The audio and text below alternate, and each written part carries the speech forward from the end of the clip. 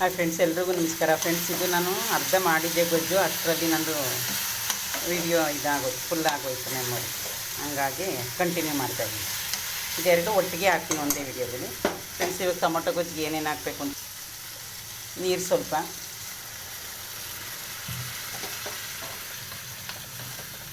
ಅದೇ ಬೆಂದು ಗಟ್ಟಿ ಆಗುತ್ತೆ.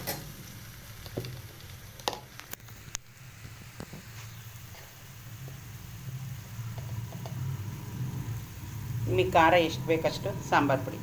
ಇದು ಫ್ರೆಂಡ್ಸ್ ನಾವು ನಮ್ಮ ಮನೆಯಲ್ಲೇ ಮಾಡೋದು, ನಿಮ್ಗೆ ಹೇಳಿದ್ದೀನಿ. ಉಪ್ಪು, ತೆಂಗಿನಕಾಯಿ,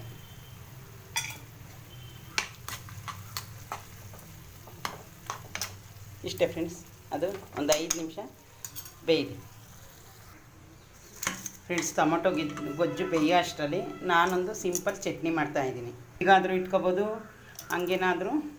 ಇದು ಏನೇನು ಹಾಕಿದ್ದೀನಿ ತೋರಿಸ್ತೀನಿ ಬನ್ನಿ ಫ್ರೆಂಡ್ಸ್. ನೋಡಿ ಎಷ್ಟು ಚೆನ್ನಾಗಿ ಕಾಣಿಸ್ತಿದೆ ಫ್ಲೇವರು. ಒಣಮೆಣ್ಸಿನ್ಕಾಯಿ, ಹಸಿರು ಮೆಣಸಿನ್ಕಾಯಿ ಇದ್ರೂ ಹಾಕೋಬೋದು. ಒಣಮೆಣ್ಸಿನ್ಕಾಯಿ, ಜೀರಿಗೆ, ಬೆಳ್ಳುಳ್ಳಿ, ಹುಣಸೆಹಣ್ಣು, ಅಲ್ಲಿಂದ ಬಂದು ಸ್ವಲ್ಪ ಕೊತ್ತಂಬರಿ ಸೊಪ್ಪು, ಕರ್ಬೇವಿನ ಸೊಪ್ಪು ನಾನು ಎಣ್ಣೆಲೇ ಹುರ್ಕೊಂಡಿದ್ದೀನಿ. ಇದು ಫ್ರೆಂಡ್ಸ್ ತುಂಬ ಟೇಸ್ಟ್ ಇರುತ್ತೆ. ಅರ್ಜೆಂಟ್ಗೆ ಒಂದು ಚಟ್ನಿಗೆ ಅನ್ನ ತಿನ್ನೋದಕ್ಕೋ, ಅಕಸ್ಮಾತು ರೊಟ್ಟಿ ತಿನ್ನೋಕ್ಕೋ, ಏನಕ್ಕಾದರೂ ಒಂದು ಮನೇಲಿ ನಾನು ಸ್ವಲ್ಪ ಕಮ್ಮಿನೇ ರುಬ್ಕೊತೀನಿ, ಯಾಕಂದರೆ ಜಾಸ್ತಿ ಇದ್ದರೆ ಫ್ರಿಜ್ಜಲ್ಲಿ ಮೆಲ್ಟ್ ಆಗುತ್ತೆ ಅಂತ. ಈಗ ಒಂದು ಫ್ರೆಂಡ್ಸ್, ನಾನು ಟೊಮೊಟೊ ಗೊಜ್ಜು ಮಾಡ್ತಾಯಿರೋದು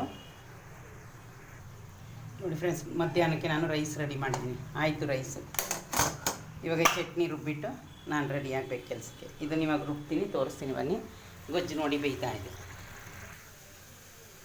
ನೋಡಿ ಫ್ರೆಂಡ್ಸ್. ಚಟ್ನಿ ರುಬ್ಬಿದ್ನಲ್ಲ, ನಿಮಗೆ ಬೇಕಾದರೆ ಎಣ್ಣೆ ಕಾಯಿಸಿ ಬಿಡಿ. ನಾನೆಲ್ಲ ಎಣ್ಣೆಲೇ ಹುರಿದಿದ್ದೀನಲ್ಲ ಅಂತ ಅದಕ್ಕೆ ನಾನು ಏನೂ ಹಾಕಿಲ್ಲ, ಏನೂ ಒಗ್ಗರಣೆ ಹಾಕಲಿಲ್ಲ. ಬೇಕಿದ್ರೆ ಏನಿಲ್ಲ, ಎಣ್ಣೆ ಕಾಯಿಸ್ಕೊಂಡು ಸಾಸಿವೆ ಅಷ್ಟೇ, ಸಾಸಿವೆ ಕರ್ಬೇವಿನ ಸೊಪ್ಪು ಹಾಕಿ ಒಗ್ಗರಣೆ ಹಾಕೋಬೋದು ಫ್ರೆಂಡ್ಸ್. ನೋಡಿ ಫ್ರೆಂಡ್ಸ್, ತೋರಿಸೋದು ನನ್ನ ಟೊಮೊಟೊ ಗೊಜ್ಜು ರೆಡಿ ಆಗೋಯ್ತು ಫ್ರೆಂಡ್ಸ್.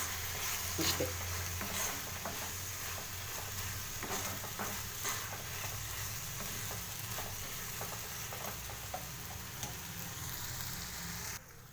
ಇದಾಗಿತ್ತು ಫ್ರೆಂಡ್ಸ್ ಇವತ್ತಿನ ನಂದು ಮಧ್ಯಾಹ್ನದ ಊಟ ಮತ್ತು ಸಾಯಂಕಾಲ ಇದು ಬೆಳಗ್ಗೆದು ನಾಷ್ಟದು ರೈಸು, ಟೊಮೊಟೊ ಗೊಜ್ಜು, ಚಟ್ನಿ, ದೋಸೆ, ಕಾಯಿ ಚಟ್ನಿ, ಅದೆಲ್ಲ ಆವಾಗಲೇ ತೋರಿಸಿದ್ದೀನಿ ನಿಮಗೆ.